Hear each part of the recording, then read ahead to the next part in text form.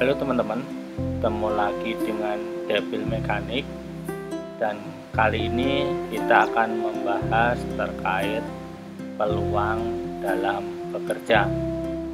Ini Devil Mekanik waktu mengajar di oil and gas teman-teman mahasiswa.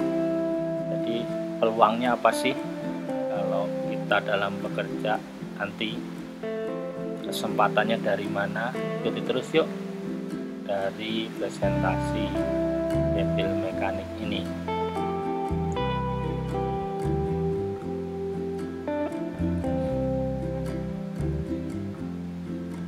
Cerita sebelumnya adalah latar belakang.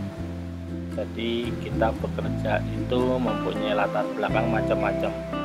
Ada faktor alasan ekonomi, terus ada supaya ilmunya yang dipelajari bermanfaat, dan ada untuk mencari sosial, dan untuk ibadah, dan macam-macam tergantung dari alasannya masing-masing dari teman-teman semua.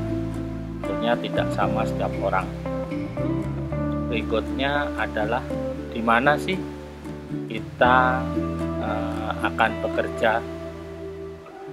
Kalau kita di dunia oil and gas itu biasanya yang pertama BUMN, itu ada Pertamina dan lain sebagainya yang BUMN. Perusahaan swasta, nasional dan asing juga banyak sekali. Perusahaan perorangan di Indonesia juga banyak. Perusahaan sendiri dan keluarga ini juga banyak juga di Indonesia, karena banyak yang bekerja di perusahaannya sendiri. Jalur masuk untuk bekerja di oil and gas itu apa aja sih? Nah, di sini kita akan jelaskan satu persatu.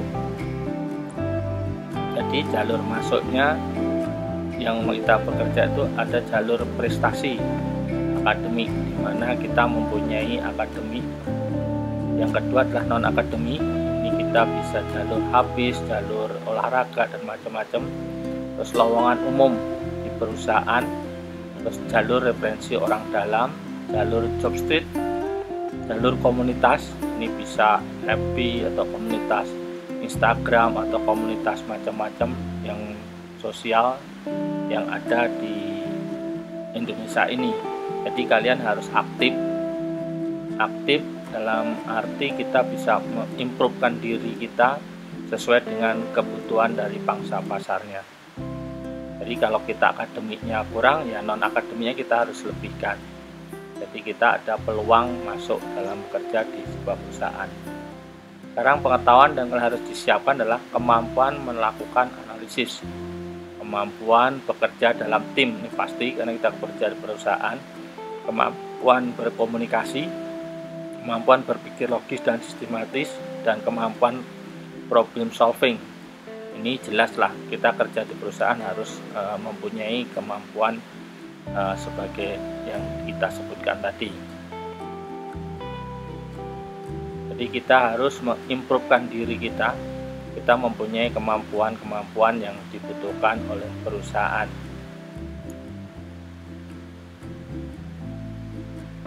Dan selanjutnya kita juga bisa kursus atau mungkin menambah ilmu pengetahuan kita supaya kita mempunyai keahlian khusus yang bisa digunakan atau dibutuhkan oleh perusahaan di mana tempat kita akan bekerjanya nanti.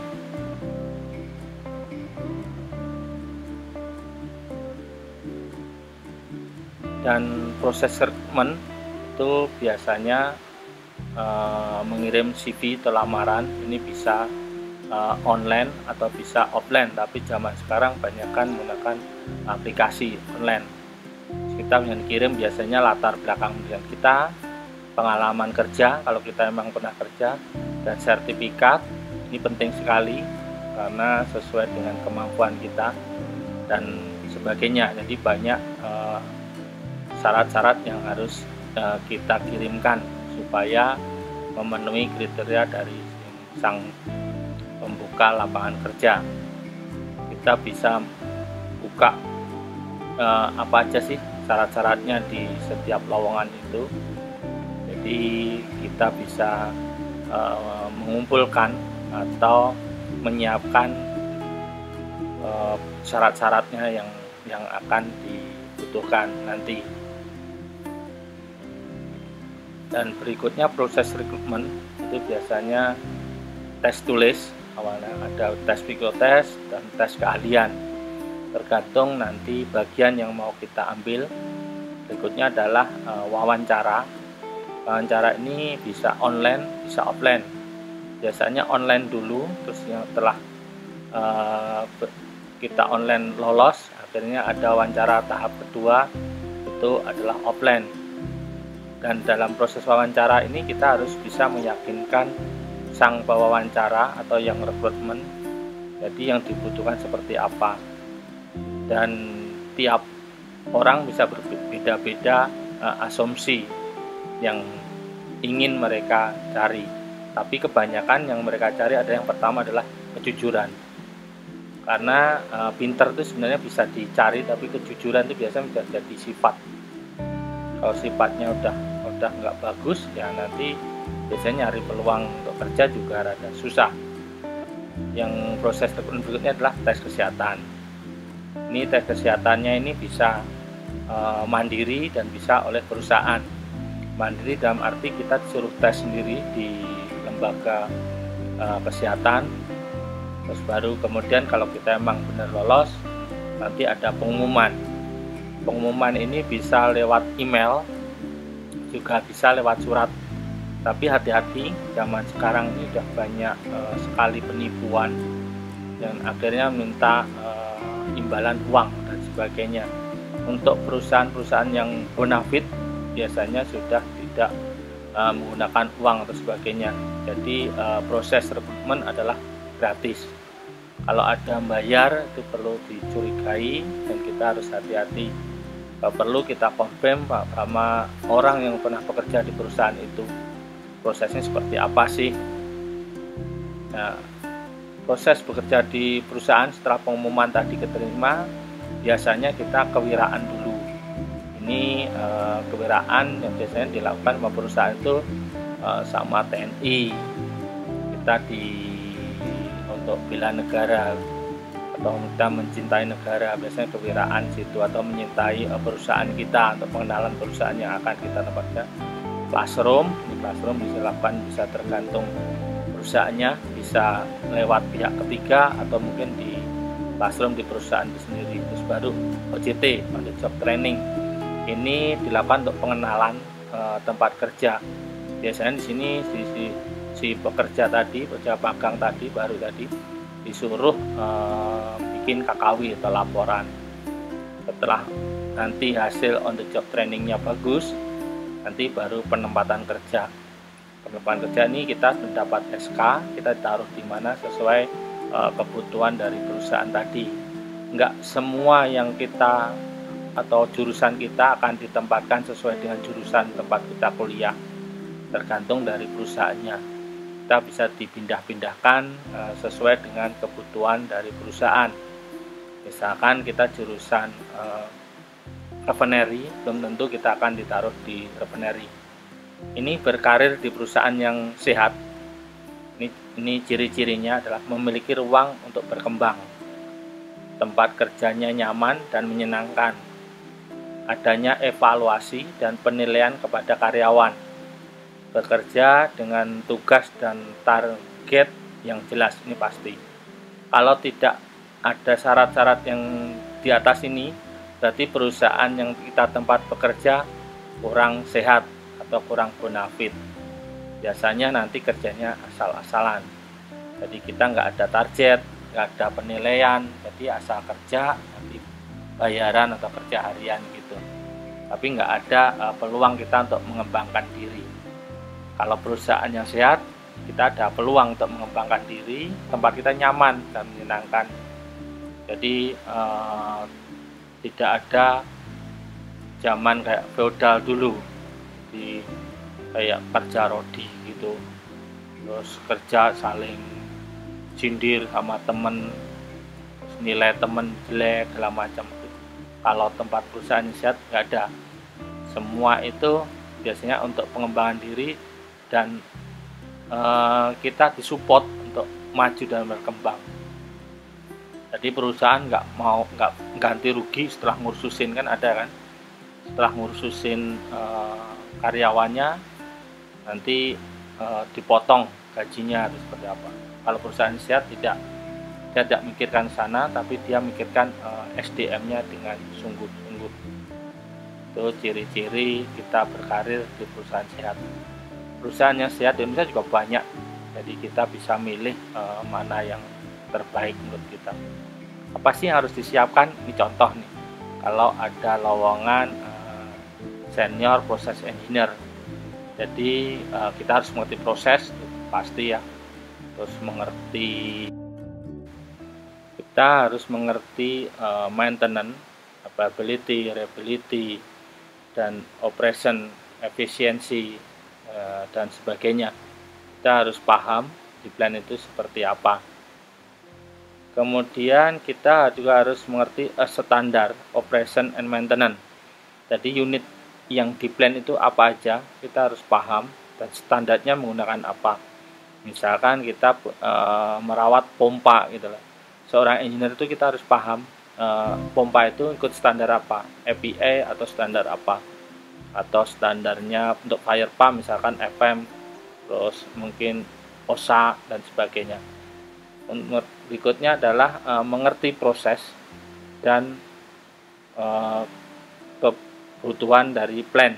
Jadi apa aja yang dibutuhkan di plan kita harus paham, proses analisanya, laboratoriumnya seperti apa, prosesnya itu.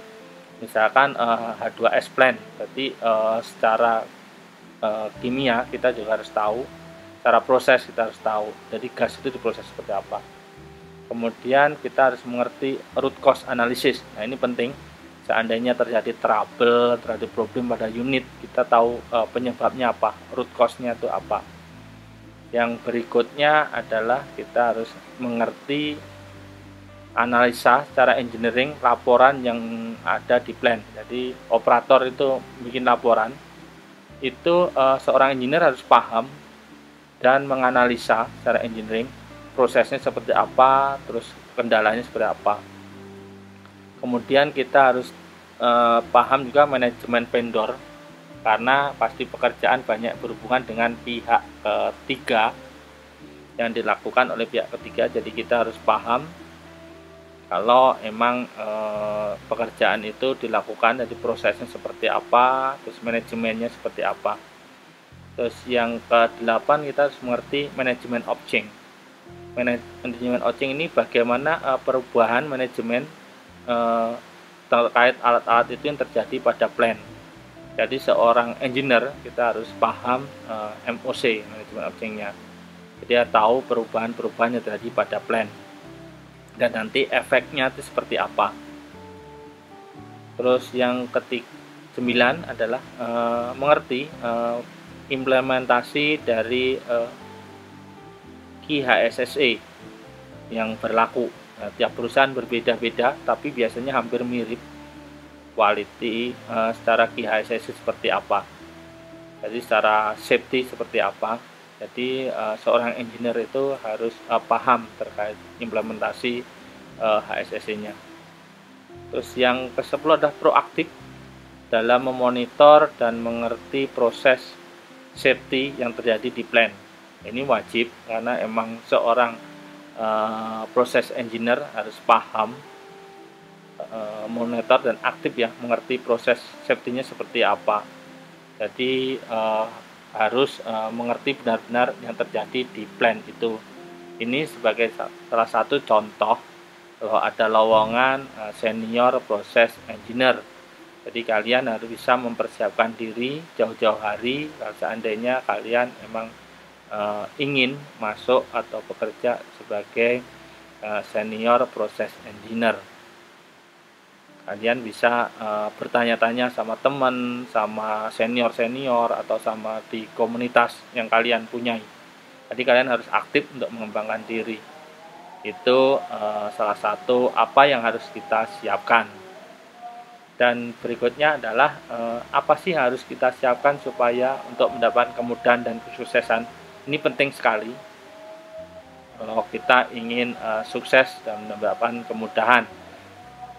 Jadi emang berat sih kalau kita mau sukses, itu perlu perjuangan, perlu kesungguhan, perlu keyakinan untuk kita bisa menjadi sukses. Kalau kita ragu-ragu ya nggak akan sukses, kalau kita nggak yakin ya nggak sukses. Jadi kita butuh itu. Yang pertama adalah belajar dan berusaha sebaik mungkin. Kita nggak usah lihat ke belakang seperti apa, tapi kita belajar dan berusaha sebaik mungkin. Kita untuk selalu jujur, untuk selalu humble kepada orang lain, untuk selalu peduli pada orang lain, dan kita berusaha untuk berbuat baik. Jadi jangan pernah menyerah, untuk kita selalu berusaha berbuat baik. Setelah kita berusaha dan bekerja dengan baik atau berusaha dan baik, jangan lupa kita berdoa kepada Tuhan Yang Maha Esa, karena setiap tindakan kita semuanya atas kehendak Tuhan Yang Maha Esa. Kita udah berbuat baik, kita berdoa, kita serahkan sama Tuhan Yang Maha Esa, apapun yang nanti akan terjadi. Dan yang ini adalah mencari ridho kedua orang tua. Ini penting. Kita bisa sukses, kita bisa maju kalau mendapat ridho kedua orang tua. Insya Allah semuanya akan dimudahkan kalau kita mendapat ridho orang tua, terutama ridho ibu kita yang sudah mengandung kita 9 bulan, sudah membesarkan kita. Kita minta doanya. Barangkali kita lagi ngelamar lowongan, kita minta doa ke dua orang tua kita supaya dimudahkan dan dilancarkan. Itu terkait tadi peluang kita dalam kerja seperti apa. Semoga sukses. Ini terima kasih sudah berkunjung di channel YouTube kami. Ini semoga dapat bermanfaat. Jangan lupa kalian like dan kalian komentar jika kalian mempunyai pandangan berbeda atau setuju dengan apa yang telah kami sampaikan. Dan lupa ya, pencet gambar lonceng dan subscribe supaya kalian lebih semangat lagi membuat video-video yang terkait motivasi dunia mekanik, oil and gas tentunya, karena kami tak jauh dari Devil Mekanik. Blogspot.com ini adalah blog kami, kalian bisa kunjungi di situ. Sekali lagi terima kasih. Assalamualaikum warahmatullahi wabarakatuh.